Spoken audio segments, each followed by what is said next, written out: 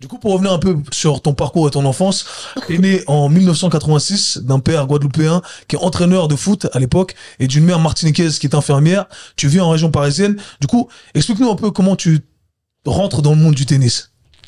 Mes parents, ils jouaient le week-end à l'hôpital de ma mère et la légende dit que j'ai pris une balle dans la tête quand j'essayais de ramasser les balles et que j'ai voulu essayer pour remettre la balle dans la tête sur mon père en fait. Donc, Déjà compétiteur. ouais, déjà.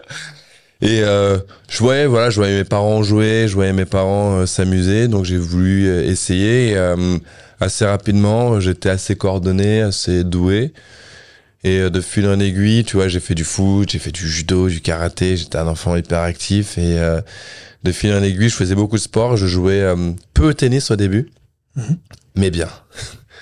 Quand je dis bien, ça veut dire que je faisais pas énormément de tournois parce qu'en fait, mes parents ne connaissaient pas vraiment ce que c'était d'emmener nos tournois.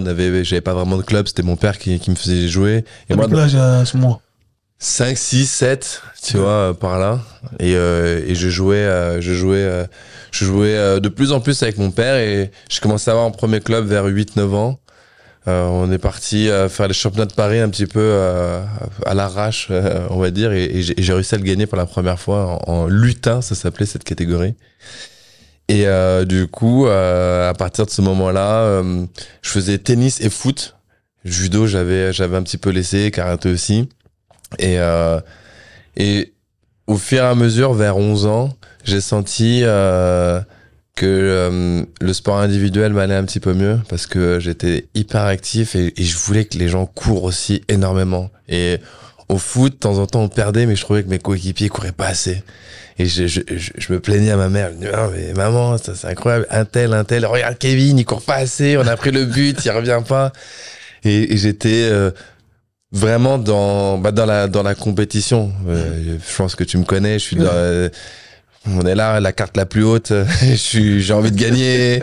J'ai envie de gagner PlayStation. J'ai envie de gagner dans tout, en fait. Et donc, du coup, le sport individuel, c'était que toi, en fait. C'était que toi. Et du coup, le tennis, j'ai commencé un petit peu plus à apprécier et à me dire, bon, bah, pourquoi pas vraiment essayer de faire quelque chose dans le tennis, quoi. Ouais, c'est clair. Directement, on a observé que t'avais de la facilité dans tout ça. Du coup, ton père, c'est ton entraîneur au début. On connaît pas vraiment ton histoire un peu dans les détails. Le sport en soi, le tennis, c'est quelque chose d'assez élitiste. Tu vois, moi, quand je prends mon exemple, moi, ma mère rêvait de nous faire jouer au tennis, mais malheureusement, faute de moyens, eh bien, on n'a jamais pu en faire. Toi, du coup, tu grandis dans quel contexte social?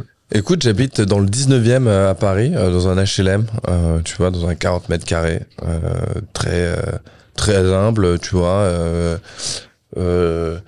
Comme je dis au début, je jouais pas beaucoup au tennis parce que tu vois, je jouais, mais c'était le foot, quoi. C'était vraiment le foot. Je jouais beaucoup au foot avec mes potes. Tu vois, j'ai grandi. Personne connaissait vraiment le tennis. C'était populaire. Non, mais mes parents, ils connaissaient pas énormément le tennis non plus, quoi. Tu vois, ça jouait comme ça. En fait. En vrai, l'histoire, je pense, c'est ma mère, elle avait le week-end, il y avait en fait à l'hôpital, il y avait 2 terrains de tennis où ma mère et justement, ça faisait pour eux, c'était une hype, quoi. Tu allais jouer au tennis et toi, ils prenaient les raquettes, tu sais, ils prêtaient les raquettes et toi ils jouaient et donc du coup, moi j'étais là, donc en fait, en gros, c'était marrant, quoi, pour jouer au tennis et tout, mais c'était pas notre milieu et du coup, moi j'ai commencé à kiffer. Dur pour mes parents parce que oui, au début c'est un budget, c'est des sacrifices en plus dans quelque chose qu'on connaît pas. Ouais. Donc c'est plus vraiment mes parents qui ont voulu me donner une chance dans quelque chose qu'ils ne connaissaient pas et ils ont vu que j'aimais et ils se sont accrochés.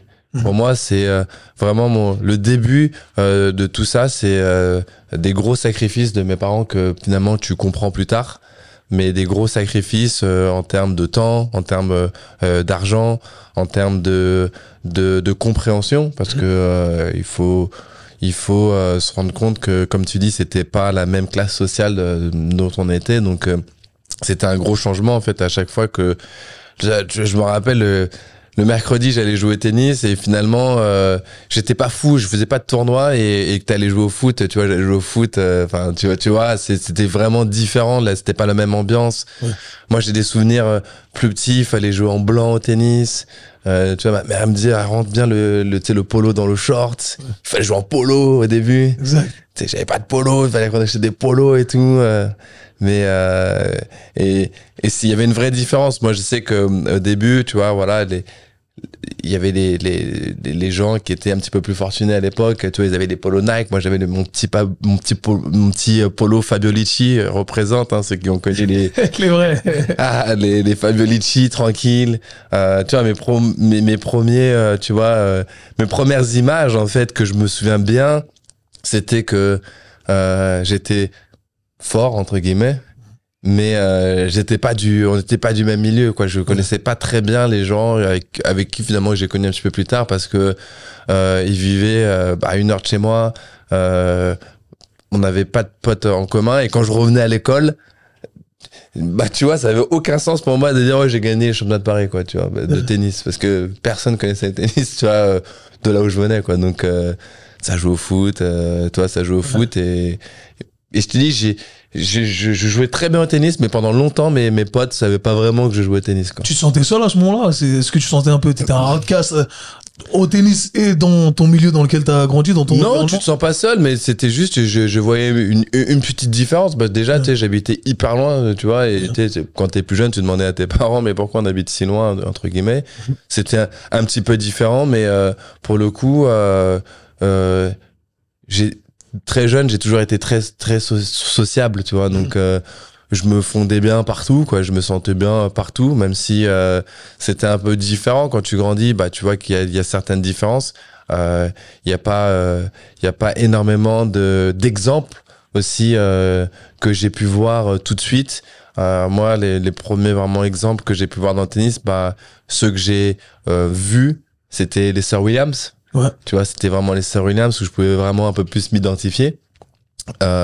Tu vois, Yannick Noah, bah, je l'ai vu après. Tu vois, je l'ai eu après.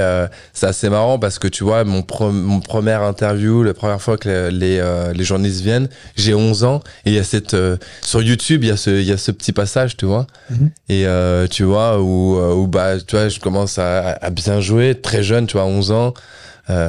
En mode appareil dentaire, lunettes, tu vois, le pirate, quoi. Tu vois. On a des images, mon gars. Le pirate, mais en mode, tu sais, en mode tout de suite, si tu regardes bien, en mode carry dans ma tête, j'avais mon maillot USA direct, tu vois. C'est-à-dire que j'étais déjà matrixé avec les États-Unis, mais c'était bien. Franchement, c'était bien, et franchement, je peux pas dire genre je me sentais, tu sais, à l'écart, parce que tu vois, c'était bien, c'était juste un peu différent. Et au fur et à mesure, bah justement, vers 11-12 ans, je suis allé, tu vois, dans un collège avec des cours aménagés, ça s'appelait à l'époque et tout. Donc, j'avais une vie différente. Je prenais le bus. Pour ceux qui connaissent, exactement, comme ça, tu vois, les gens, ils ont bien ce truc. En fait, j'habitais à Bobigny. Je prenais le 151. Je prenais le PC1. Et après, je prenais le 26, les gars. Donc, tous ceux qui connaissent, ils savaient. Et j'allais à Maurice Ravel. Et donc, tous les matins, j'étais là en mode... c'était ça mon trajet, quoi. Ah, trop fort. Déjà petit, alors... T'imagines, les gens, ils pensent... Ils oublient, mais ça va, gros. Je courais le 151. C'est que ma mère, elle allait me tuer. Si j'arrive en retard. Mais c'est ça qu'on a envie d'entendre. Parce qu'en fait, les gens, tu vois, et c'est pour ça que j'ai envie d'avoir cette conversation aussi avec toi. Bien entendu, t'es une personnalité française, au-delà de simplement l'athlète. Tu vois, les gens se posent des questions. Et les gens aussi ne connaissent pas les coulisses. Et ça, c'est l'occasion justement d'aborder ces différentes coulisses. Il y a un truc qui me marque aussi là quand tu parles de ton enfance et ton parcours, c'est ta relation avec tes parents, le soutien que tu as eu de tes parents. Et moi qui travaille avec vous, les athlètes du plus haut niveau, eh bien, je remarque souvent deux extrêmes, tu vois. Ceux qui ont eu une situation familiale qui est fucked up, où rien n'allait, mauvaise relation avec le père ou la mère ou vice versa, et du coup qui veulent avoir une certaine revanche contre la vie et qui arrivent au plus haut niveau. Et on a justement dans l'autre extrême des gens qui ont eu le soutien de leurs parents et qui, grâce à ce soutien, ont réussi à atteindre les plus hauts niveaux. Du coup, t'as parlé de ton enfance en bien. Est-ce que, de manière générale, t'as des bons souvenirs? Est-ce que... Moi, j'ai des super souvenirs, honnêtement. Et je dois énormément à mes parents. Mes parents étaient loin d'être fortunés, mais par contre, j'ai bien vécu parce que ils m'ont bien élevé entre guillemets. Ils m'ont toujours poussé à suivre mes rêves. On habitait forcément pas dans des grands quartiers, tu vois, mais en fait je m'en fichais parce que j'étais bien, tu vois, j'étais bien chez mon petit frère. Tu vois, on est une grande famille, donc on était toujours dans le partage. J'ai grandi avec, tu vois, ma mère, en fait, elle a 12 frères et sœurs, et mon père, ils sont 8. Donc t'imagines bien les cousinades et tout, tu vois, le sport, les amis et tout. Donc c'est sûr que le milieu du tennis était un tout petit peu différent parce qu'on ne connaissait pas et c'était un milieu un petit peu plus fortuné. Mais là où on était très bien. Tu vois, mon père il travaillait à France Télécom exactement aussi. Tu vois, il travaillait à France Télécom. Ma mère était infirmière et du coup là où ça a commencé, on va dire, à changer pour moi, c'est quand ma mère est passée infirmière de nuit pour pouvoir m'emmener, tu vois, justement en tournoi. Pour essayer de grinder un peu plus quand j'ai commencé à vouloir jouer au tennis. Mais en fait, là, je te le dis en mode adulte. Parce que quand t'es jeune, tu te rends pas compte des sacrifices de tes parents, tu vois. Tu te rends pas compte. Et en fait, au jour d'aujourd'hui, je peux te dire vraiment, si je suis tennisman professionnel, c'est 100% grâce à mes parents. Parce que, justement, quand je dis j'ai manqué de rien, bien sûr qu'on a tout jalousé, tu vois, la petite paire Nike, tu vois, parce que t'as vu le petit t-shirt, tu vois, tu te dis, ah, attends, j'ai pas, Noël, c'était différent, de temps en temps, Noël, c'était un livre. Ouais. Mais on va pas se mentir. On va pas se mentir. Là, des trois petits cochons, merci. Merci, maman. L'essentiel était là. Mais l'essentiel était là. Après, tu vois, j'ai eu des Noëls où je sais que, tu vois, mes parents, ils sont saignés. J'ai eu ma Super Nintendo. Ouais. Non, mais tu vois ce que je veux dire? C'est-à-dire que j'ai toujours eu ce que je voulais, entre guillemets. Et tu vois, je l'ai vu plus tard que, tu vois, mes parents, ils se mettaient en 150. Ouais. Pour que on manque de rien, finalement qu'on ne jalouse pas, et leurs sacrifices ont pu me permettre, tu vois, de rêver, d'un jour leur dire, maman, papa, j'ai envie de quitter la maison, j'ai 12 ans, j'ai envie de quitter la maison, j'ai envie d'aller en sport-études. Mais là, t'es en erreur aménagée. Non, j'ai envie d'aller en sport-études, avec la fédération. Et toi, tu sais pas tout ça. Donc ma mère, elle m'a dit non. Hein. Elle m'a dit non. Elle m'a dit, ouais, je suis trop jeune, blablabla. 13 ans, je lui dis, non, maman, faut que j'y aille. Là, je perds du temps, faut y aller. Et en fait, elle me laisse aller avec mon père. Il me laisse y aller. Mais en vrai, ce que je savais pas, c'est que oui, tu pars en sport-études. Ça veut dire quoi concrètement en fait, en sport-études, c'est que là, tu pars dans le centre avec la fédération. Okay. Donc, t'es plus chez toi. Moi, je pars à Reims. Okay. Tu dors à l'internat.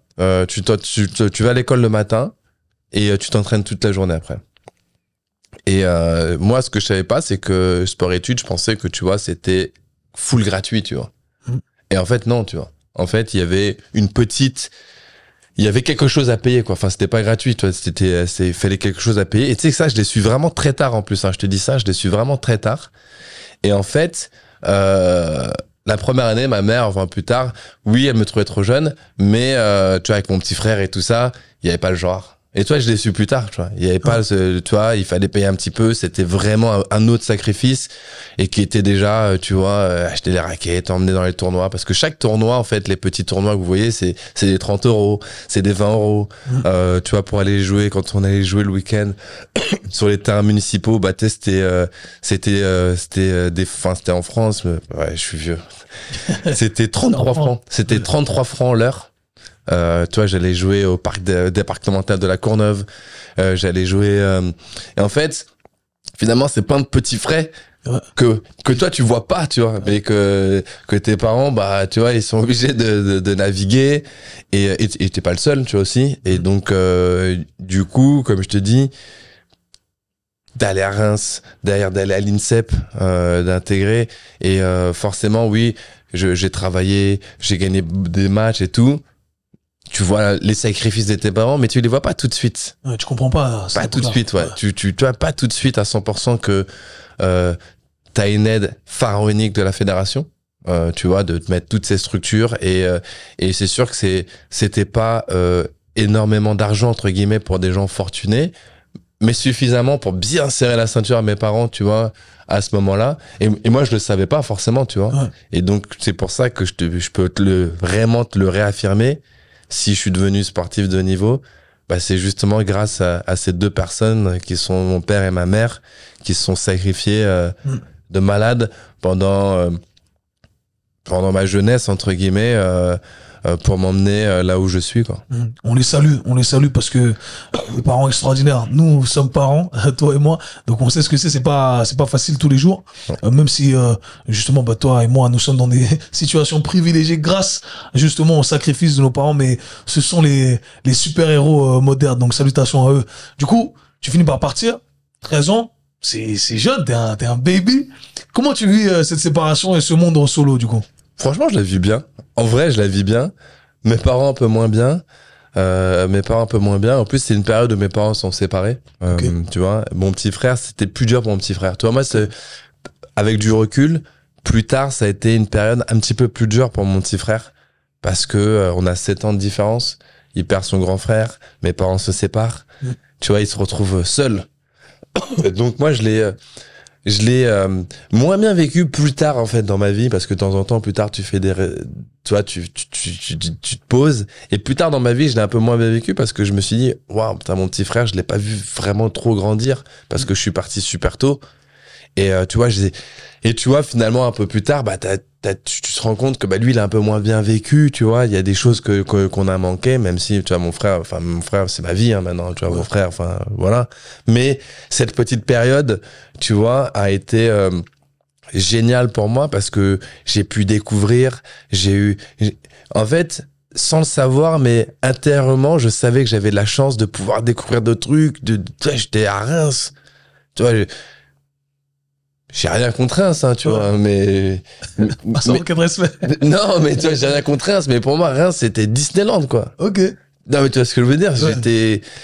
C'était un crêpe, c'était exceptionnel pour moi, quoi. Tu vois, de là où je viens, et que je suis à Reims, c'est fou. Ouais. Non, mais et tu vois, voilà, c'est pour ça, pour pas manquer de respect, Reims, c'est pas non plus, tu vois. Ouais, c'est pas un truc de fou en soi, mais pour toi, c'était pas les States. Je veux dire, des trucs, bah, pour moi, Reims, c'était les States dans ma tête, tu vois, tu vois.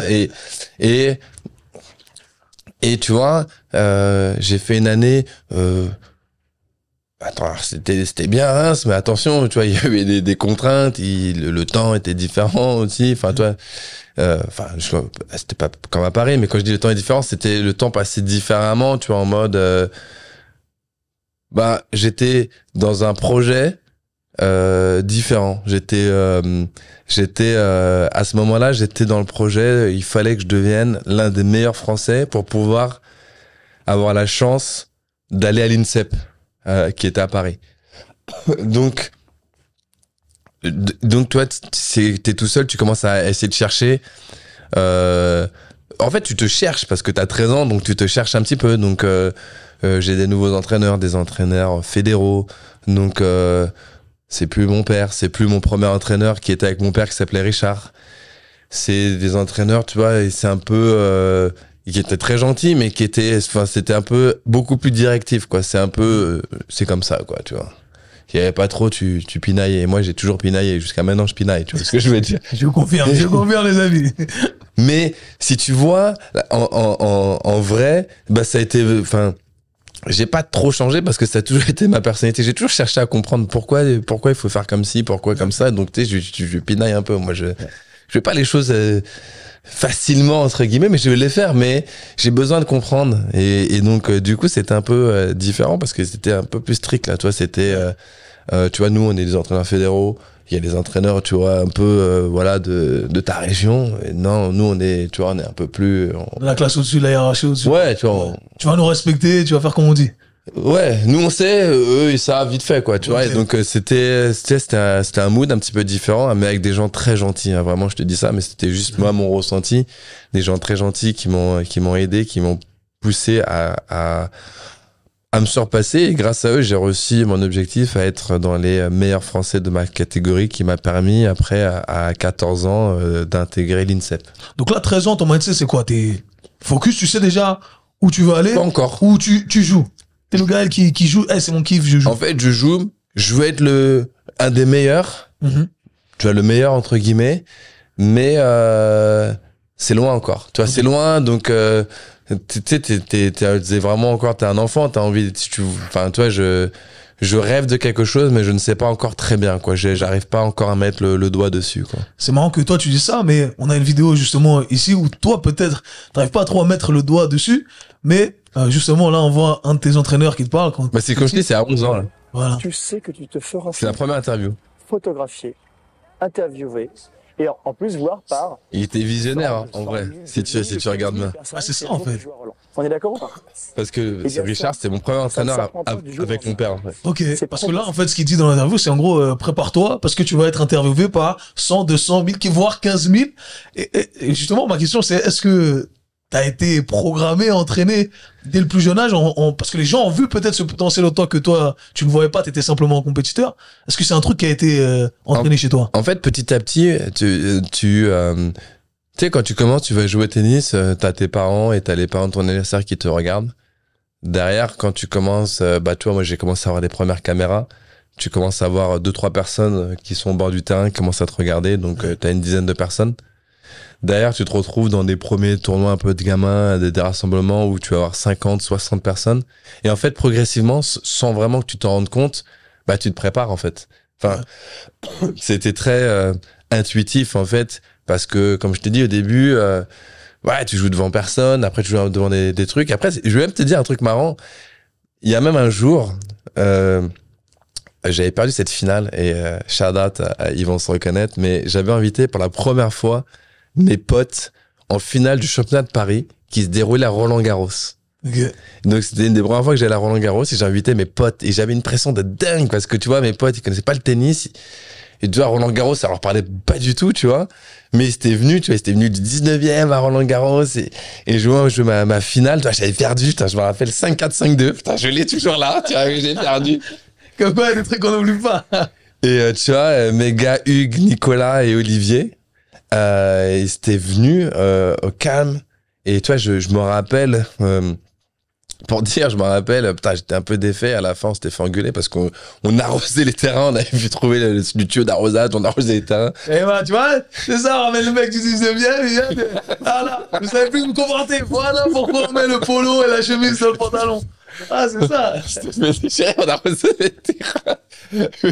Mais tu vois, on était tout jeunes. On était tout jeunes. On avait, ouais, 10, 11 ans, je pense, c'était pas là. Et c'est pour ça que je te dis, tu te prépares parce que, au début, tu joues devant tes parents. Après, t'as bien envie de jouer devant tes copains. T'as pas envie de perdre devant tes copains. En plus, tu les connaisses pas. Et donc, finalement, tu te prépares d'une façon différente. Ouais. Et jusqu'au jour où, quand tu grandis un peu plus tard, t'as ta première copine. Ouais. Elle vient, te regarde. Tu joues au championnat de France. Ah, t'as pas envie de perdre. Ouais. T'es championnat de France. La pression. Ouais, t'as la pression, t'as les entraîneurs, t'as truc, et t'as les petits ragots. T'as vu quel mon fils il joue bien et tout. Normalement, c'est lui le favori. Oh, t'es là, tu commences à te mettre la petite pression, tu pars dans ton petit gossip girl et tout. T'es là, t'as une petite copine après toi. T'as marché avec elle, tu dois aller sur le terrain. T'es rassuré, là, mon gars. Tes parents, ça fait 2 semaines que j'ai pas vu parce que t'es en internat, ils te regardent comme ça. C'est tout le la pression, tu vois. Et donc. Tu vis comment ça, du coup, cette grosse pression? Bien, tu vois. Bien, mais c'est marrant parce que, tu sais, c'est des étapes qui te préparent, quoi. Parce que, tu sais, t'as un peu quitté tes parents, ils viennent te voir jouer, tu vois, au championnat de France. Donc, au championnat de France, tu sais, t'es un petit peu le favori, avec 2-3 autres. Toi, t'as fait ta vie, t'as 14-15 ans, t'as ta première petite copine, et tu vois, t'as envie de... T'as envie de montrer. Ouais, t'as envie de montrer et tout. Ouais. Et tu vois, de temps en temps, bah, tu vois, je m'étais fait laver en plus, je me rappelle. Je m'étais fait laver. Mais c'était des bons souvenirs. Parce que t'apprends, tu vois, à jouer jeune, sous pression pour ta propre pression. Après, t'as les premières fois où tu mets le survêt d'équipe de France.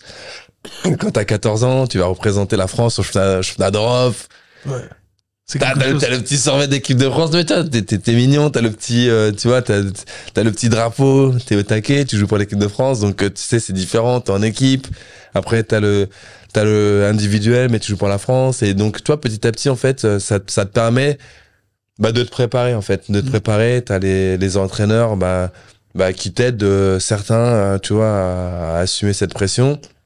Et en fait, aussi, assez rapidement, enfin très jeune, j'ai toujours été dans les premiers, donc toujours il faut deliver, quoi, tu vois, il faut deliver, et j'ai réussi à vivre avec ça, et surtout à rester moi-même, toujours être, tu vois, très jovial, très expressif sur le terrain, mon propre petit style, tu vois, et tu vois, mes parents, ils m'ont toujours dit que j'avais une chance incroyable de jouer au tennis, de pouvoir m'amuser, donc de jamais perdre ça, et en fait je crois que je l'ai jamais perdu, quoi.